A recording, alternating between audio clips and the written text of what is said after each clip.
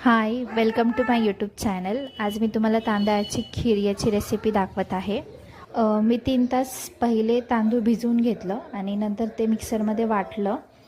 कढईमध्ये तूप गरम करायला ठेवलं होतं। तुपामध्ये मी ड्रायफ्रूट ॲड केले, म्हणजे की काजू, बदाम, पिस्ता हे ॲड केलं। थोडंसं ब्राउनिश झाल्यानंतर मी त्याच्यामध्ये दूध ॲड केलं आणि दुधाला चांगल्या पद्धतीने उकळी येऊन दिली।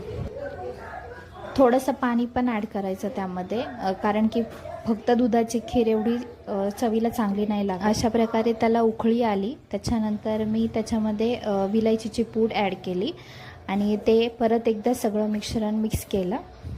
मी भिजवलेलं तांदूळ मिक्सरमधून बारीक करून घेतलं होतं। नंतर मी ते त्याच्यामध्ये ॲड केलं आणि परत एकदा ते व्यवस्थित मिक्स करून घेतलं, म्हणजे की ते तांदळाच्या गाठी वगैरे राहत नाहीत। आणि ते सगळं हलवून थोड्या वेळ बारीक फ्लेमवरती गॅस ठेवा आणि शेवटी त्याच्यामध्ये आपल्या चवीनुसार साखर ॲड करा। आवडल्यास माझ्या चॅनलला नक्की सबस्क्राईब करा आणि व्हिडिओला लाईक करा। थँक्यू।